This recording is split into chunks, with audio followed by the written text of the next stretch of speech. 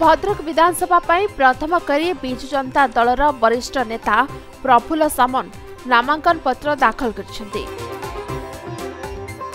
आज तांकर हजार हजार समर्थकों सहित विराट मोटरसाइकेल शोभा यात्रा आसी उपजिलापाल निकट में प्रार्थीपत्र दाखल कर पूर्व धार्य होता स्थान बाईपास स्थित जगन्नाथ मंदिर में पूजार्चना करी एक विशाल मोटरसाइकेल रैली रे हजार हजार कर्मी सहित शहर परिक्रमा करी उपजिलापाल कार्यालय रे निजर प्रार्थीपत्र दाखल कर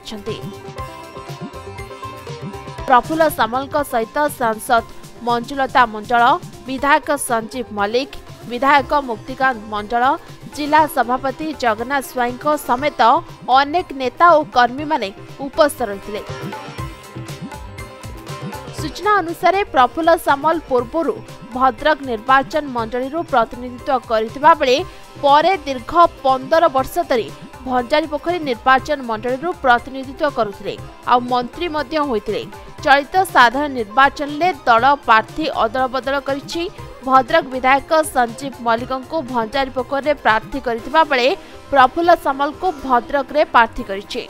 तेबे गणमाध्यम को प्रश्नर उत्तर रे कहिसंती भद्रक को जिला आमे करिथिलु एवं भद्रक रे विश्वविद्यालय और मेडिकल कॉलेज मध्य आमे करिबो। या सहित मुख्यमंत्री नवीन पटनायक को षष्ठ थर मुख्यमंत्री हेबे।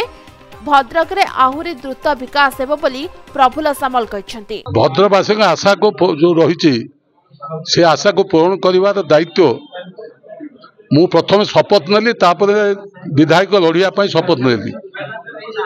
भद्रकवासी जदि किसी मंगल न करि पारे विकास न करि पारे मु प्रार्थी हवा मोर आवश्यकता नहीं एवं मु विशेष भाव में भद्रकवासी पाखे कृतज्ञ जे थरे अदे नुहे से मत तीन थर निर्वाचित कर चारि थर निर्वाचन लड़ी एटा पंचम थर पाई पुणी विधानसभा लड़ुची भद्रक मझे 3 थर भंडारीपोखरी निर्वाचन को जाइलु मोट पर एटा मोर हूँ सप्तम थर विधानसभा लड़े जो थे जितिले 7 थर जितबू एवं ये केवल संभव होमर भद्रकवासी भंडारीपोखरीवासी मो प्रति आस्था एवं नवीन बाबूर जी आम नेता सी मत जो आस्था रखी मत टिकेट देते जो 5 वर्ष धरिकी 7 वर्ष धरिकी निश्चित भाव में आम पाखे कृतज्ञ।